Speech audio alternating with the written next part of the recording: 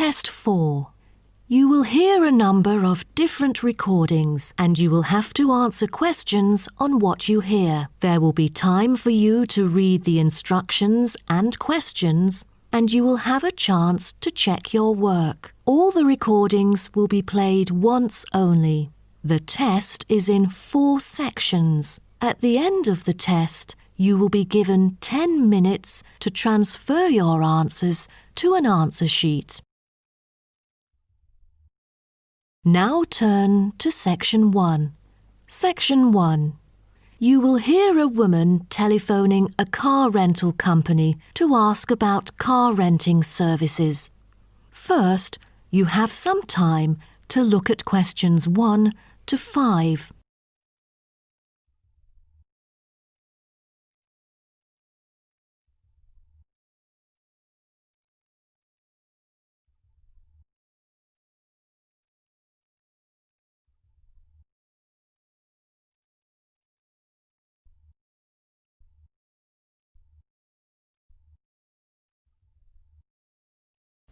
You will see that there is an example which has been done for you.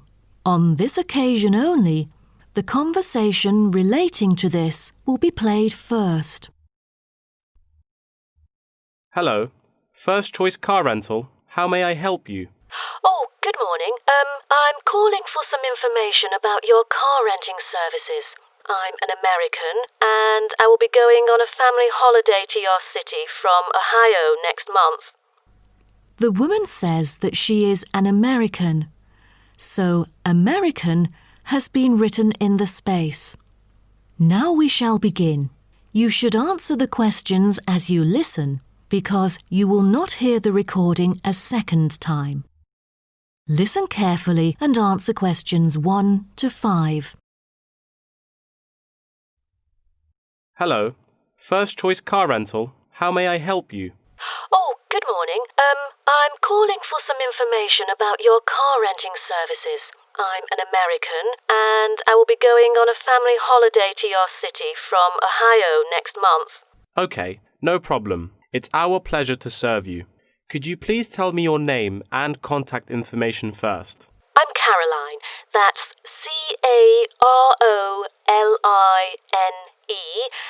And my telephone number is 0419 6570156. Okay, I've got that.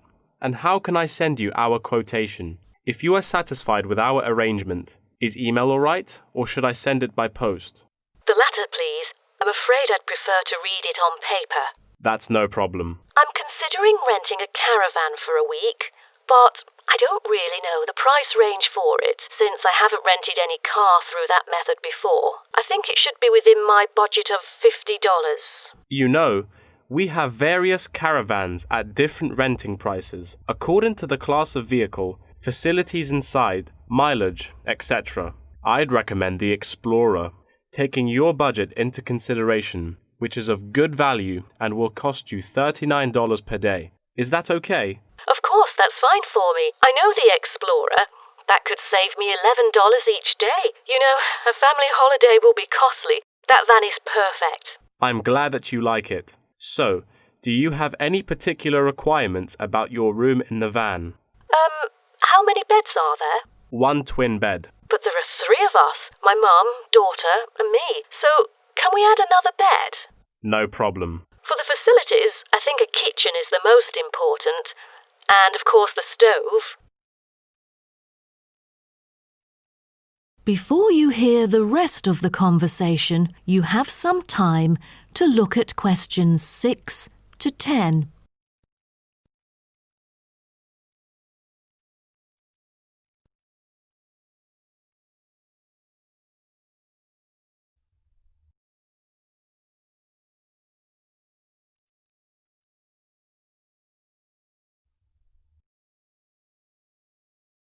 Now listen and answer questions 6 to 10.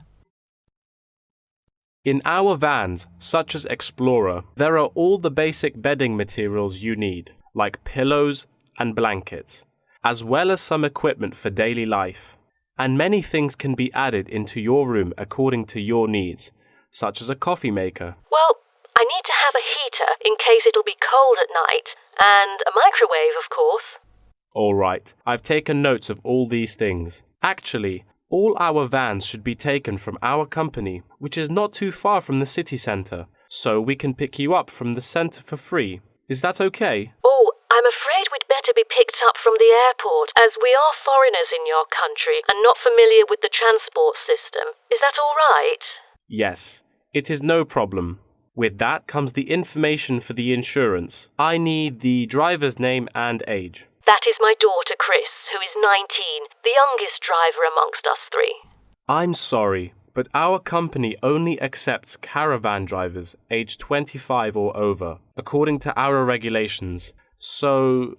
Well, that would be me, Caroline, and I'm 49 years old. And where was your driving license issued? I mean the country. I've got a license in America, but I've also got one in Australia, which is still valid. Is it better for me to register the local one from your country? Yes, that might be better. So your registration number is... That is the end of section 1. You now have half a minute to check your answers.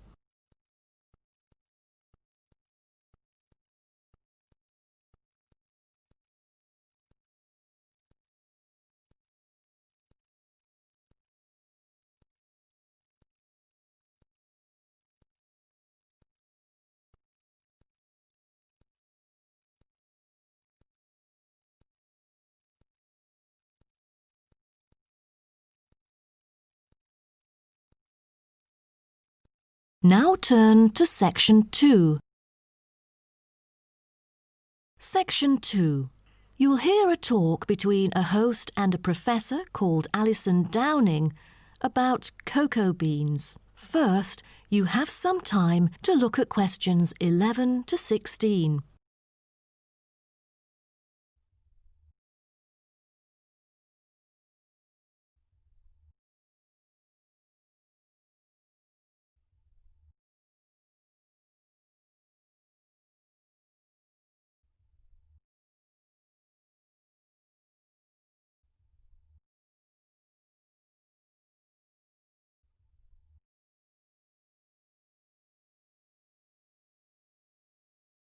Now listen carefully and answer questions 11 to 16.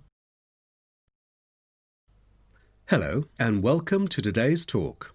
Here with me is the famous botanist, Professor Alison Downing. So, Alison, tell us something about cocoa beans. Cocoa beans, also called cacao beans, are the primary constituent in making chocolate, grown in tropical areas in South and Central America, West Africa and Asia. The cocoa tree is often raised on small family-owned farms. When the harvested pods are opened to expose the beans, the pulp and cocoa seeds are removed and the rind is discarded. The pulp and seeds are then piled in heaps, placed in bins or laid out on grates for several days. During this time, the seeds and pulp undergo a process called sweating, where the thick pulp liquefies as it ferments. The fermented pulp trickles away, leaving cocoa seeds behind to be collected. This is when the beans are harvested, and then the bags holding them are ready to be transported. But the most important step in processing the cocoa bean is cleaning it. Once the beans are unloaded from the railroad cars, the packages are opened and then weighed by machines. Then the pods are split and the seeds or beans are covered with a sweet white pulp or mucilage. On arrival at the factory, the cocoa beans are sorted and put in a hopper to be cleaned more rigorously. The wet beans are then transported to a facility so they can be fermented and dried. They are fermented for 4 to 7 days and must be mixed every 2 days. They are dried for 5 to 14 days, depending on the climate conditions. The fermented beans are dried by spreading them out over a large surface and constantly raking them. Then the beans are ready to be roasted. Now, roasting takes place at a high temperature, and then the beans are boiled in a heated chamber. During the roasting process, the beans will be expanded and cracked. But prior to this, the beans are trodden and shuffled about using bare human feet. During this process, red clay mixed with water is sprinkled over the beans to obtain a finer colour, polish and protection against moulds during shipment to factories in the United States, the Netherlands, the United Kingdom and other countries. Now, back to what I was saying. After the beans are cracked, they need to be cooled.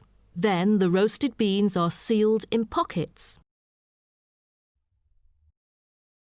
Before you hear the rest of the talk, you have some time to look at questions 17 to 20.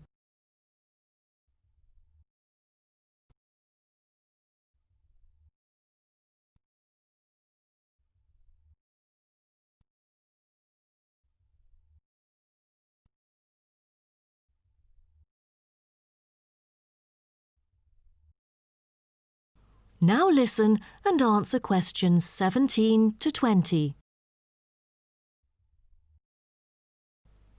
Wow, that is not a simple process, is it?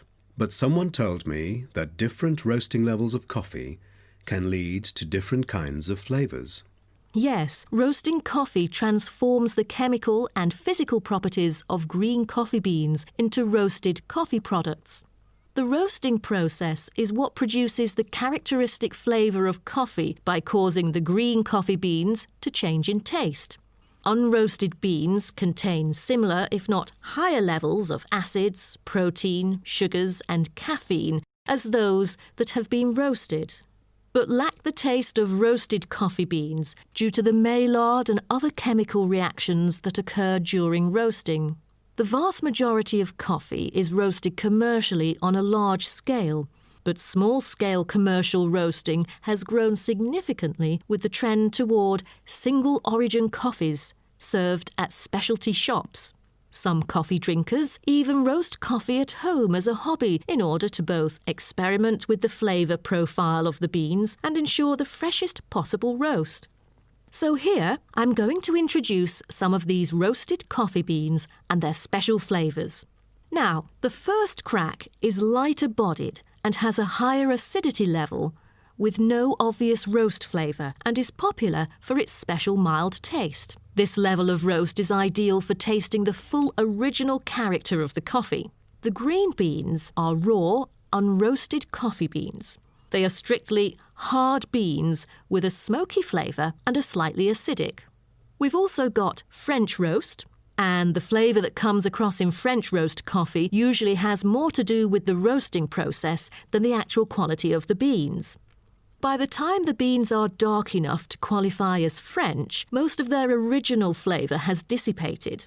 In its place come the flavours of caramelising sugar, bittersweet coffee, and often a bit of chocolate. And finally, espresso smoky. That is, coffee brewed by forcing a small amount of nearly boiling water under pressure through finely ground coffee beans. Espresso is generally thicker than coffee brewed through other methods, has a higher concentration of suspended and dissolved solids, and has creamer on top. As a result of the pressurised brewing process, the flavours and chemicals in a typical cup of espresso are very concentrated. Espresso is also the base for other drinks, such as cafe latte, cappuccino, cafe macchiato, cafe mocha, flat white or cafe americano. That is the end of section 2. You now have half a minute to check your answers.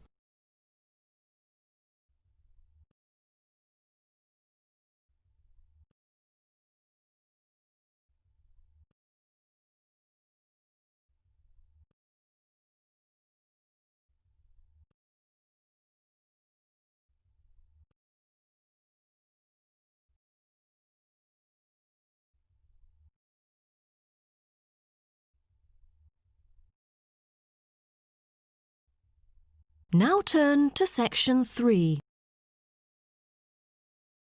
Section 3. You will hear two students talking about the moa with the lecturer. First, you have some time to look at questions 21 to 26.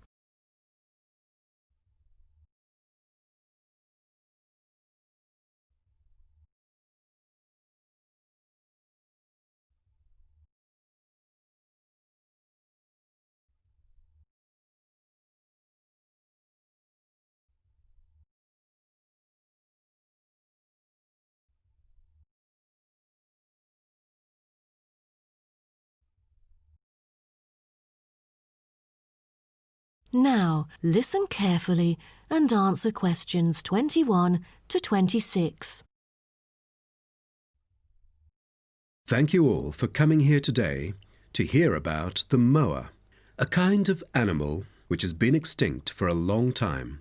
Well, first of all, we look at what the moa are. The moa are 9 species of flightless birds endemic to New Zealand. They were the dominant herbivores in New Zealand's forest, shrubland and subalpine ecosystems for thousands of years. But around 500 years ago, they all went extinct. When I mention extinct animals during ancient times, you may immediately think of dinosaurs, which disappeared around 66 million years ago. Fossils of dinosaurs, which we use to study, are large in number, but not many of those of moa remain, though both animals appeal to people today. So, the moas sound more mysterious now. But sir, I've got a question about these flightless birds. How can we distinguish them from other birds? That's a good question. Birds are commonly characterized by being warm-blooded, having feathers and wings, usually capable of flight, and laying eggs, while the flightless moa, until their extinction, were the largest birds in the world.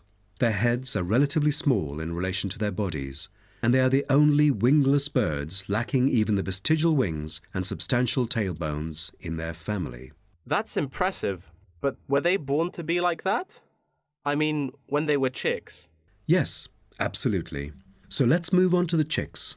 The eggs of moa were laid in nests and incubated for about 2 months. The chicks would be well developed upon hatching, and probably would be able to leave the nests to feed on their own almost immediately. I've heard that the male moa are thought to have incubated the eggs. Is that true? I think there is a possibility for that. I've read somewhere that the sex-specific DNA recovered from the outer surfaces of eggshells suggested that these eggs were likely to have been hatched by the male, but we still need to consult more. But I have a question. There has been some occasional speculation that the moa were still alive, because someone said they had caught sight of them in New Zealand in the late 19th century or even the 20th. Do you think it's possible?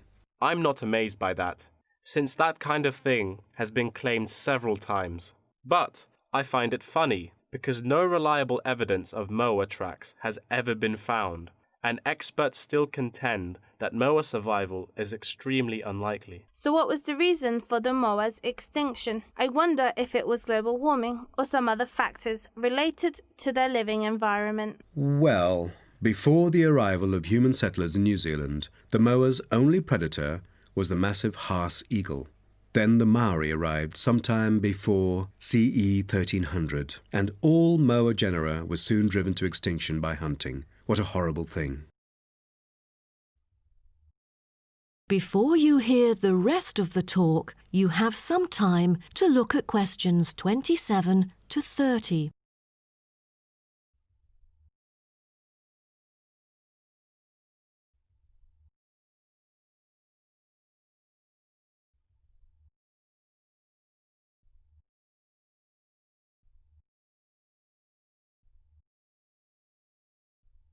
Now, listen and answer questions 27 to 30.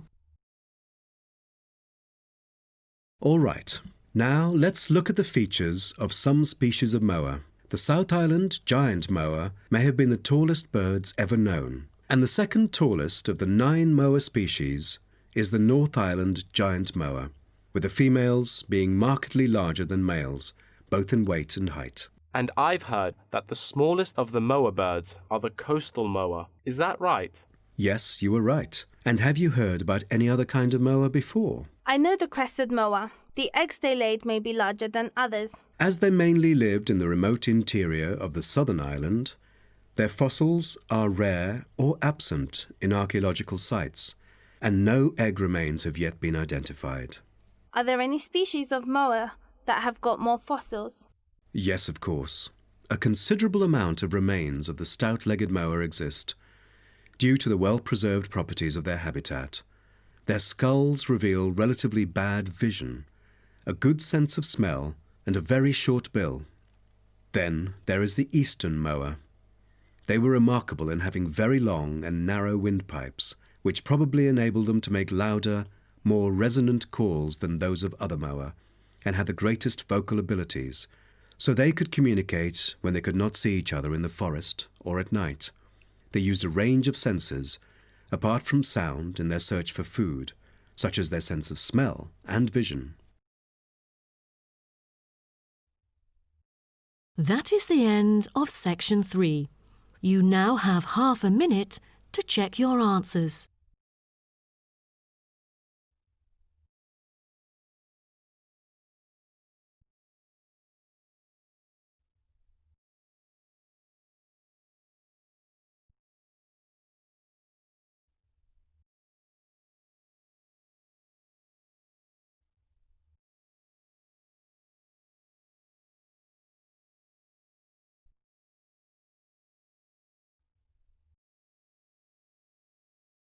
Now turn to section 4.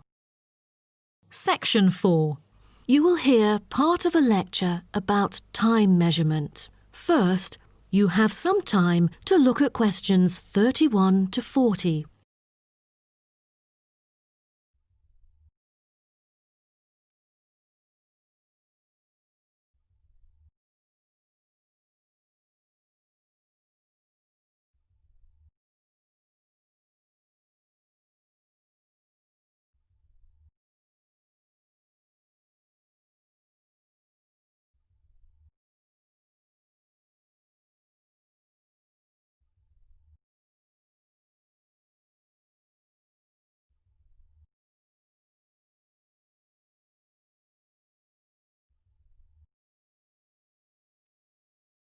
Now, listen carefully and answer questions 31 to 40.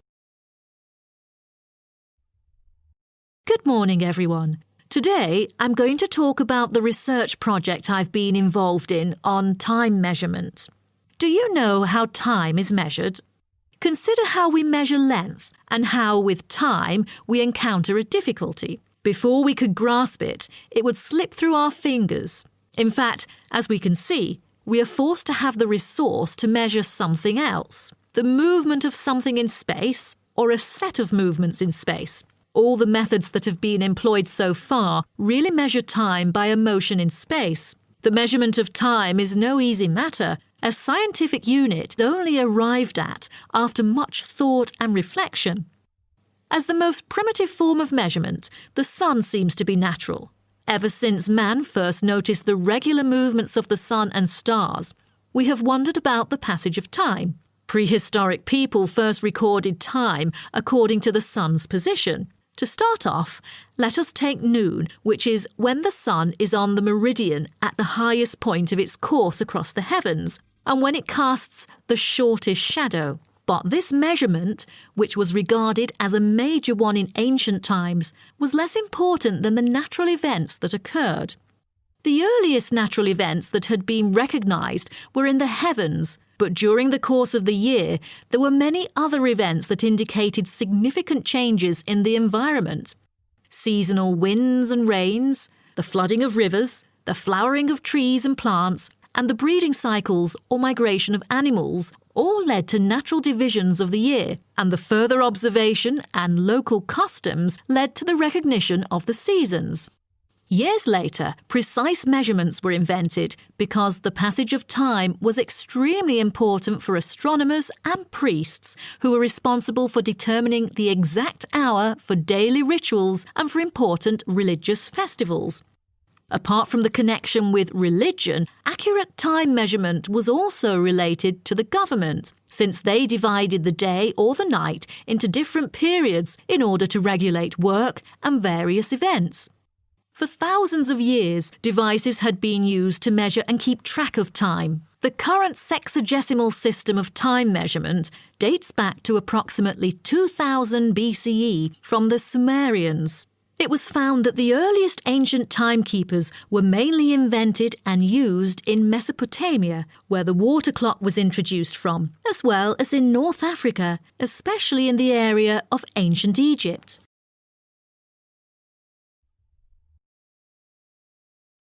So, now I'd like to introduce you to some of the most well-known ancient timekeepers, as well as the disadvantages of them, for which they were replaced by various new forms of clocks that were used afterwards. A sundial is a device that tells the time of day by the apparent positioning of the sun in the sky. In the narrowest sense of the word, it consists of a flat plate and a gnomon which casts a shadow onto the dial. As the sun appears to move across the sky, the shadow aligns with different hour lines which are marked on the dial to indicate the time of day. However, it was quickly noted that the length of the day varied at different times of the year. Therefore, there could have been a difference between clock time and sundial time. In addition, the sundial was of no use at night, so a water clock was invented. The water clock, or clepsydra, appeared to have been invented around 1500 BCE and was a device which relied on the steady flow of water from or into a container. Measurements could be marked on the container or on a receptacle for the water. It was reliable, but the water flow still depended on the variation of pressure and temperature from the top of water in the container. As the technology of glass blowing developed, from some time in the 14th century, it became possible to make sand glasses. Originally, they were used as a measurement for periods of time like lamps or candles. But as clocks became more accurate, they were calibrated to measure specific periods of time. The drawback, however, as you can imagine, was the limited length of time they could measure. The last timekeeper to be introduced is the fire candle clock. Candle clocks took advantage of a simple concept, the slow and consistent nature of a burning wax candle. By utilising this process, our ancestors were able to keep steady track of the time. The clocks were created by engraving the length of the candle with evenly spaced markings. Each marking represented a single unit of time, and as the wax burned down, each hour would disappear. However, the drafts and the variable quality of the wax mainly influenced the time of burning. Like oil lamps, candles were used to mark the passage of time from one event to another rather than tell the time of day. That is the end of section